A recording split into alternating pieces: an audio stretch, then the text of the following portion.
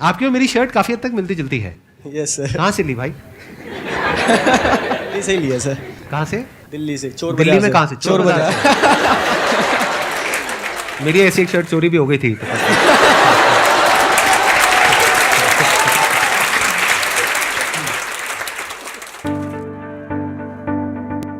आज तक यहाँ पर जितने भी गेस्ट आए हैं उसमें से सबसे छोटी एज इनकी है, जो अभी ये गेस्ट आने वाले हैं वो सिर्फ 19 साल के हैं और उनके YouTube पर 3 मिलियन से ज्यादा सब्सक्राइबर्स हैं और करोड़ों व्यूज हैं। तो please give an energetic and warm welcome to the one and only Deepak Dahiya.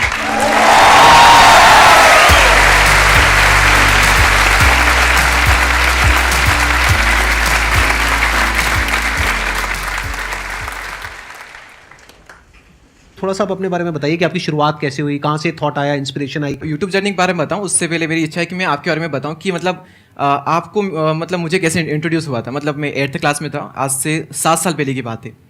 8th class में हम कुछ फ्रेंड्स वगैरह स्पोकन इंग्लिश क्लासेस जाते थे, तो वहाँ पर एक सर थे हमारे, तो उन्होंने एक बार कहा कि आज ना सेमिनार दिखाएंगे आपको। तो किसका सेमिनार है? कि संदीप माहेश्वरी का। तो हमने पूछा ये कौन है? तो उन्होंने ये नहीं बताया कि ये मोटिवेशनल स्पीकर है या कोई बिजनेसमैन है। उन्होंने सिर्फ एक ही लाइन कही कि वो बंदा है जो मुर्दे में भी जान डाल दे।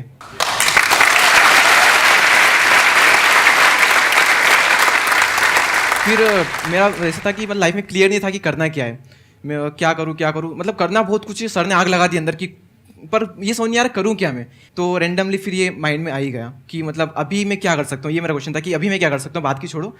तो अभी एक ऑप्शन था कि हाँ मैं ये कर सकता हूँ यूट्यूब। तो फिर वो मैंने स्टार्ट किया। और तब आपकी एज सिर्फ 16 साल थी? 16 साल थी। कितने टाइम बाद जा करके आपको रिजल्ट मिला यूट्यूब से? 7 महीनों बाद। 7 महीने तक आपकी वीडियोस पे नॉर्मल व्यूज आ रहे थे? व्यूज, बहुत कम व्यूज।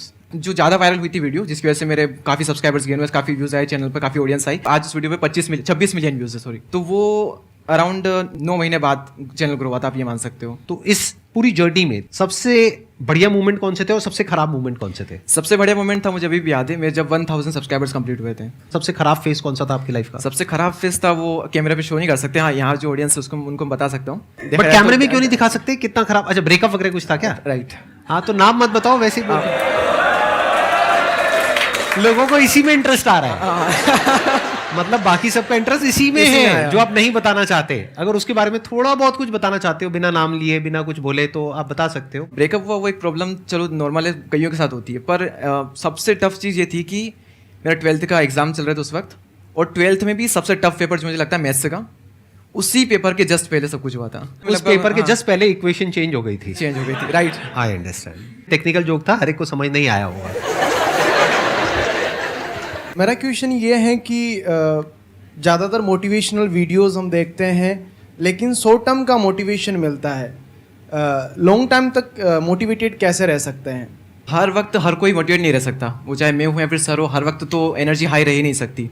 बात रही, कई लोगों का मानना है कि मोटिवेशन वीडियो देखने से कुछ नहीं होता, शॉर्ट टर्म में सिर्फ एनर्जी रहती है। माना कि शॉर्ट टर्म में हम मोटिवेट हो जाते हैं, फिर वापस से नॉर्मल स्टेट में आ जाते हैं, लेकिन उनमें जो बातें बताई जाती है ना, वो हमारे साथ जिंदगी भर ये रहती है। भले वो जो फीलिंग है, एनर्जी है, वो टेम्पररी है, लेकिन जो बातें बताई जाती है, जो लाइन्स होती है, वो परमानेंट होती है।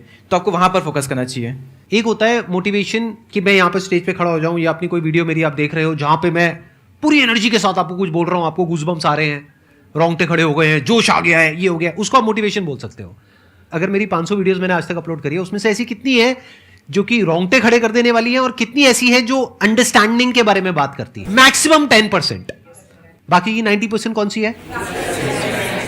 Understanding about life, about mind, about everything in life. क्योंकि अगर आप मोटिवेशन की बात करोगे, yes motivation is temporary, but जब मोटिवेशन काम आता है तो वही काम आता है। जैसे इनका अपना मोटिवेशनल वीडियोस का चैनल है, आई थिंक आपकी 90% जो वीडियोस हैं वो मोटिवेशनल है, राइट? तो जब मोटिवेशन की आपको जरूरत है तो मोटिवेशनल वीडियोस ही काम आएंगी ना। जैसे डेली हम कुछ खाते हैं तो वहां से एनर्जी मिलती है, फिर हम काम करते हैं। तो ऐसे ही मोटिवेशन है। मोटिवेशन कहो या कुछ पॉजिटिव थिंकिंग कहो, डेली आपको कुछ मिलता है तो उससे एनर्जी मिलती है, फिर आप अपने काम पे फोकस करते हो। वो मोटिवेशनल सॉन्ग भी हो सकता है, मोटिवेशनल वीडियोस भी हो सकती हैं, तो वो हो गया शॉर्ट टर्म। लेकिन बहुत सारी ऐसी बातें होती हैं जिसको अगर आप समझ लेते हो तो उसके बाद में वो जो अंडरस्टैंडिंग है वो हमेशा के लिए रहती है। दीपक सर, मेरा क्वेश्चन आपसे है कि like when you were in 12th, so unlike us you thought that आपको यूट्यूब में जाना है and you did it. 11th में, हाँ। So do I am also in my CA finals, so मेरे को भी लाइक उसके साथ कुछ करना है, बट पता नहीं चलता कि like what to do. So like आपको जैसे अपना यूट्यूब कैसे मिला, मेरे को वो पूछना है आपसे, like how you ended up with YouTube. वही मैंने बताया था ना कि 11th चल रही है क्लास, लेकिन इसके साथ साथ मुझे कुछ ना कुछ करना है. जैसे पढ़ाई में ठीक ठाक भी ऐसा नहीं कि उसको पूरी तरह से छोड़ दिया, तो कुछ ना कुछ करना है. तो एक ही ऑप्शन लग रहा था कि हम यही कर सकते हैं, इसके अलावा और कहीं जाकर कुछ तो कर नहीं सकता, क्योंकि स्कूल वहीं पर तो वहीं पर रहना है. तो वही ऑप्शन था, कुछ ना कुछ करना था. कुछ करने की जो आग होती है ना अंदर, वही आपसे कुछ ना कुछ करवा ही लेगी और अंदर से निकल के आएगा एक न दिन कि हाँ मुझे ये करना है.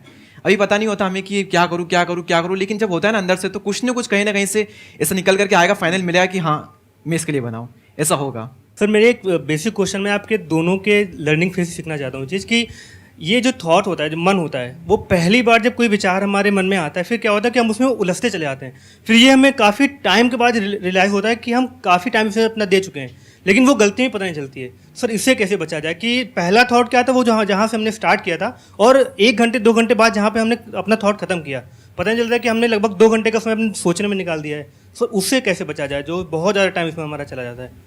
तो ये जो थॉट है फालतू या फिर कुछ काम का थॉट है? नहीं, काम का. पहला थॉट आया कि जैसे क्रिएटिविटी लेके कि हाँ मुझे ये काम करना है, हाँ. वो मैंने सोचा. फिर उसके बाद उसी थॉट में जैसे चेन बनती चली जाती है, उसके बाद ये, उसके बाद ये, उसके बाद इसके बाद ये, 3 से 4 घंटे इसमें निकल जाते हैं. या कभी कभी सोचते रहते, पता नहीं चलता कि हमने स्टार्टिंग कहाँ से की थी सोचने तो की. ये तो सही है ना, अगर सही के बारे में सोच रहे हैं तो और सोचो, कुछ नया मिलेगा. अगर कुछ भी इन्वेंशन होता है तो ऐसे ही तो होता है, सोच करके ही होता है, और थिंकिंग से ही होता है. नेगेटिव थिंकिंग बुरी है और थिंकिंग बुरी नहीं है.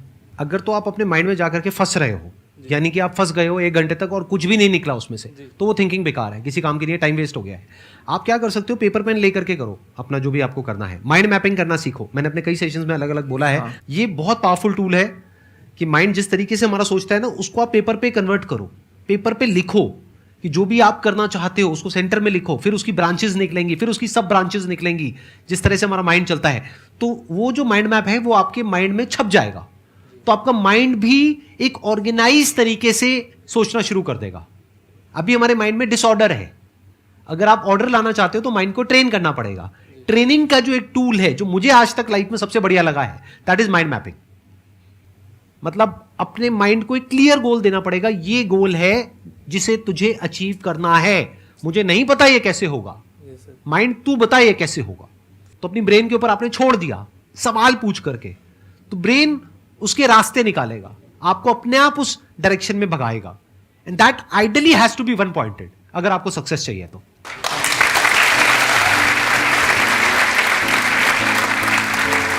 Thank you so much for coming. Thank you so much ji.